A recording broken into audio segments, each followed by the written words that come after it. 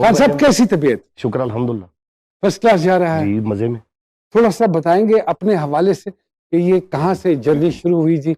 I really want to refresh the minds of the viewers actually, क्योंकि जब वो आपको देखते हैं और आपको परफॉर्म करते देखते हैं और आपकी तो इतनी सारी चीजें माशाल्लाह माशाल्लाह, एक चीज तो मैं कह और डाला ले आई डाला ये आते हैं ना सर, मैंने कहा मेरी अम्मी जो ना पंजाबी कम समझती हैं लेकिन समझ लेती, तो ये आते हैं वो हंसी शुरू होकर मिस्टर बीन आ गया पाकिस्तान। तो थोड़ा सा बताइए कहाँ से सफर का आगाज किया, कहाँ से शुरू हुए? नहीं, मैं आपको एक बात बताता हूँ, घर से हर बंदा हीरो बनने के लिए निकलता है। अच्छा, वाह वाह वाह वाह वाह वाह। और अब जब हम फील्ड में आए तब इंडस्ट्री बड़ी अरूज पे थी। अब हाजी सुल्तान रईस साहब, ठीक है, और पंजाबी 80 की दिहाई, 90 नहीं, 92 91 93 इसी, ठीक है। अच्छा ओके। और ਉਹ ਮੇਰੇ ਅੱਬੂ ਕਹਿੰਦੇ ਹੁੰਦੇ ਪੰਜਾਬੀ ਚੋਂ ਇੱਥੇ ਫਿਲਮ ਇੰਡਸਟਰੀ ਜਿਹੜਾ ਵੀ ਗਿਆ ਨਾ ਕਹਿੰਦੇ ਉਹਦੇ ਘਰ ਬर्बाद हो गए ने, ਉਹ ਤੇ ਇੰਜ हो गया उंज हो गया। डराते बहुत। मुझे एक कमर्शियल के लिए बुलाया तो कह रहे बाल बड़े करो आप। मैं कहा यार मेरा एक स्टाइल है ये थिएटर के ऊपर। कह रहे नहीं आप बाल बड़े करो फिर आपको कमर्शियल में लेंगे। तो मैं कहा फिर वैन डीजल रॉक इन्होंने तो फिर करो कट दियो ना इंडस्ट्री चो तुसी, क्योंकि तो बाल है ही नहीं। हम अभी भी जो है ना हीरो ढूंढते हैं, हीरो बनाते नहीं।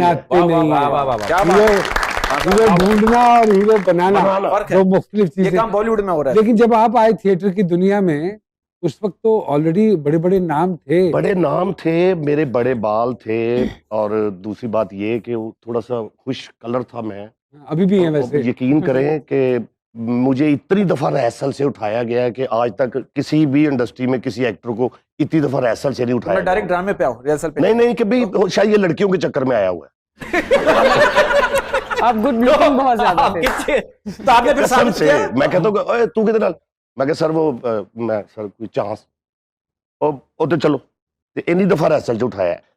मैंने इतनी मेहनत की है, इतनी मेहनत की है इस रंग के साथ हीरो लगते हुए ने बावजूद कॉमेडियन बनने में। साहब उस जमाने में जब आप आए तो आपके साथी कौन कौन से थे बताएंगे? मेरे जो साथी हैं वो माशाल्लाह इस टाइम सारे ही आपके साथ ही हैं। अच्छा। और मैंने स्टैंड अप से स्टार्ट लिया जी। कंपटीशन था? हाँ जी, वो एक एकेडमी थी जहाँ पे वो ड्रम व्रम सारा कुछ, वो ना सामने मेरे अब्बू बैठते थे। मैं जब ऊपर जाता था तो वो अब्बू को कहते हो देखो जी खान साहब ਤੁਹਾਡਾ मुंडा देखो उत्ते जा रहे हैं, इंज कर रहे हैं उंज कर रहे हैं। वो एक दिन अब्बू घर जाके अम्मी से लड़ना शुरू हो गए, बल्कि मुझे एक लगा भी दी उन्होंने कि तेरी वजह तो मेरी इन्नी इंसल्ट हो रही है। तो कह रहे हैं पता किहड़े काम च पै गया इंजे उंजे फलाना है, तू इनू इंज कर। फिर मैं वो उस्ताद नूं कहा, मैं कहा तू अकैडमी चेंज कर ले, किसी होर जगह ते चले जाने। कहते यार वो खुली जगह है इंज, वो कदी दुपट्टा लैके चढ़ जाना, कदी उत्ते वो बकायदा भेजते सन कि जाके देखो आया तो नहीं उत्ते। फिर अब्बू ने शिकायत लाने, वक्त का पहिया घुम्या, मैंने गाड़ी ली, वो जो दुकान पे वो बैठते उसके साथ ही नंबर प्लेट वाला, मैंने सीधी उनकी दुकान पे जाके वो गाड़ी खड़ी की। वही लोग बाहर आ गए, साडा भतीजा साडा बेटा साडा। मेरे ख्याल से माँ बाप की जो सख्ती होती है शायद वो भी हमें बहुत हेल्प करती है आगे जाने में। वो चाहत वो यही रहे होते हैं ना कि कोई माँ बाप नहीं चाहता कि उसका बेटा या बच्चा रुले या स्ट्रगल करे। अच्छा बिल्कुल बिल्कुल। कॉमेडियन में एक संजीदा आदमी भी होता है। डेडली होता है। क्या आपका जो संजीदा आदमी है दुनिया जब घूमने निकलता है तो क्या सोचता है? यही कि हम बहुत पीछे हैं। बहुत पीछे हैं। मतलब आप अगर एक इशारे पे खड़े हो तो अभी वो येलो होता ही है तो पिछले वाला हार्न देना शुरू हो जाता है, तो गियर लगाने का भी टाइम नहीं देता है। आपको लगता है कि हर कोई जल्दी में है? बहुत ज्यादा। कहाँ पहुंचना चाह रहे हैं? बस इनको ये समझना चाहिए जो आपके आगे है ना उसको कितनी जल्दी है तो वो आपसे आगे है। इतनी गहरी बात वो गाड़ी के आगे है, मुझे कोई हक नहीं है उसको हार्न देने का, क्योंकि वो ऑलरेडी मेरे आगे है। हम क्यों हर एक से आगे निकलना चाह रहे हैं? आप क्यों हर एक से ये सवाल पूछना चाह रहे हैं? हर इंसान की कोई ना कोई इंस्पिरेशन होती है, उस्ताद बनना होता है किसी न किसी ने ना। कोई थे जिनको आप फॉलो करते थे? मैं मतलब मिस्टर बीन। और पाकिस्तान में भी किसी के मद्दार रहे हैं आप? जी मस्ताना साहब। क्या बात। बल्कि मेरे वो बड़े भाई थे, मेरे उस्ताद थे। क्या बात। मस्ताना साहब। इनकी स्पीड है वो मिस्टर बीन से ज्यादा है। उनकी बॉडी मूवमेंट है ना सर, डायलॉग्स के साथ जो एनर्जी, मतलब नॉर्मल डायलॉग भी इतना कोई होता है लाउड होता है, आदमी कहता है यार बड़ा हंसी आ रही है। तो सर ये इतनी एनर्जी इतनी बॉडी लैंग्वेज ये बचपन से या आपने पब्लिक को देखते हैं तो जोश चढ़ जाता है? नहीं, जोश की बात नहीं है। मैं आपको एक बात बताता हूँ, दुनिया में बहुत सी जुबानों में फिल्में बनती हैं, ड्रामा बनता है, सब कुछ बनता है। True. अब हम आर्टिस्ट हैं, हमें इस मुल्क में ना तो कोई एकेडमी है ना ही कोई इंस्टीट्यूट है, ठीक है। हमने सीखना होता है फिल्म देख के, भाईजान का ड्रामा देख के कुछ चीज।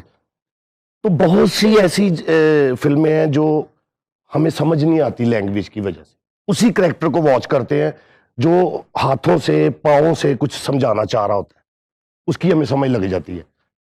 तो मैं समझता हूँ कि मैं ये कोशिश करता हूँ कि भाई मैं जो मेरी आवाज सुन नहीं ना सकता या उसको पता नहीं चलता मैं क्या कह रहा हूँ, वो मेरी बॉडी से, मेरे हाथों से, मेरे एक्सप्रेशन से समझ जाए कि मैं क्या कहना चाह रहा हूँ।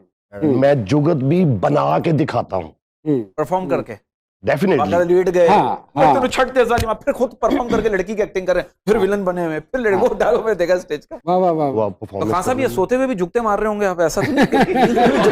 एक्चुअली मैं आपको एक बात बताऊं, मैं जुगते कम करता हूँ। खान साहब का मजाक जो है ना खान साहब का, वो जरा डिफरेंट है। मैं कॉमेडियन नहीं हूँ, मैं कॉमेडी एक्टर हूँ।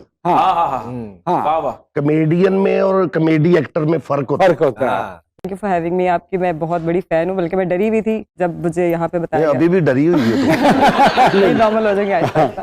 और ये मेरे क्रश भी है बचपन से, सारे ड्रामास देखती रही। वो भी डरे हुए और कि ये आप हमारे गाना दो। और सबसे बुरी बात मुझे यही लगती है जो कहते हैं कि बचपन से मैं आपको देखता हूँ। नहीं, अब मैं इतनी बुरी नहीं लग रही हूँ। और एक ये बात कि आप मेरे लिए और हमारी जितनी भी जनरेशन है उसके लिए आप स्कूल हैं, बहुत कुछ सीखने को। अल्लाह स्कूल नहीं, हेडमास्टर ने। महक साहिबा, ननकाना साहब से टाइम्स स्क्वायर तक का सफर, व्हाट अ जर्नी, कुछ बताएंगी इस हवाले से? बिल्कुल, बहुत मुश्किल था। 9 साल, जब आप बताते हैं ना कि 9 साल लगे, तो वो 9 सेकंड में शायद खत्म हो जाता होगा। तो ननकाना से पहले तो निकलना, Nankana is a backward city और लोगों के माइंडसेट अभी भी वही है, तो उनको समझाना बड़ा मुश्किल होता है। और आप सबको एक्सप्लेन नहीं कर सकते कि मीडिया इंडस्ट्री क्या है, क्योंकि सबका माइंडसेट अलग है। मेरी इवन अम्मी की बात ले लूँ, जब मैंने उनसे कहा कि मुझे म्यूजिक करना है, मुझे कनेक्शन फील होता है सोलफुल सा, तो उन्होंने कहा कि साढ़े पूरे ख़ानदान से किसी ने मरासियाँ वाला काम नहीं किया, तो तुम मरासी बनना है। तो मैंने कहा कि अम्मी प्लीज़। तो वो घर वालों ने समझाया, मैं 2 साल घर फिर वापस नहीं गई। और मेरा ये मानना है, आप डॉक्टर हैं, आप एक्टर हैं, आप सिंगर हैं, तो आपका पॉलिश होना बहुत ज़रूरी है, सीखना बहुत ज़रूरी है। आपका एक उस्ताद होता है, भले आप किसी को एडमायर करते हैं, उनसे सीख रहे हैं, लेकिन पॉलिश हों। तो फिर मैं हॉस्टल में 2 साल रही, मैं रेडियो पाकिस्तान सीखने जाती थी। आई स्टिल रिमेंबर कि मैं जब वापस आती थी, गर्ल्स हॉस्टल था, तो 10 बजे बंद हो जाता था। तो मैं कैफेटेरिया में सारी रात गुजार के, तो सुबह 7 बजे का वेट करती थी, तो हॉस्टल का दरवाजा खुलता था, तो फिर मैं जाके सोया करती थी। घर वाले नहीं पूछते थे रात कैफेटेरिया में क्या कर रही हो? तो घर वालों ने कहा, तो मैं 2 साल घर नहीं गई, मैं हॉस्टल में ही रहा थी ना 2 साल। जो टाइम्स स्क्वायर, तो वो और आप मेरे ख्याल में पाकिस्तानी दूसरी हैं। जी बिल्कुल, दीका कियानी साहब का आपके बाद लगा। जी बिल्कुल। और ये जूरी फैसला करती है वहाँ। जी बिल्कुल। पूरी दुनिया से, हर मुल्क से एक आर्टिस्ट को चूज किया जाता है, जो कि 1 महीने के लिए उनका एम्बेसडर होता है। Was the ambassador of women creators. वो खवातीन जो इंडस्ट्री में है या जो आगे बढ़ के मुल्क का नाम रोशन करती हैं, पाकिस्तान का नाम, उन लोगों को नहीं रिकग्नाइज किया जाता, क्योंकि वो मुल्क का नाम जो रोशन कर रहे हैं, तो वाकई ग्लैमर को आगे लेके चला जाया जाता है, लेकिन जो मुल्क का नाम रोशन करते हैं वो पीछे रह जाते हैं। तो मैं रिप्रेजेंट कर रही थी पाकिस्तान को, उन सब खवातीन को जिन्होंने अपना नाम बनाया मेहनत करके। तो मेरा बिलबोर्ड लगा था वहाँ पे, इसलिए। वो कौन सा कलाम था महक साहिबा? सल्लल्लाहु अलैहि नबीना, जो कि अली ज़रियून ने लिखा था, और बिलाल वाजिद ने उसका म्यूजिक कंपोज किया था। वाजिद साहब के बेटे बड़े फेमस म्यूजिशियन थे हमारे। अच्छा। नुसरत फतेह अली खान साहब के साथ ढोलक भी प्ले करते रहे वो।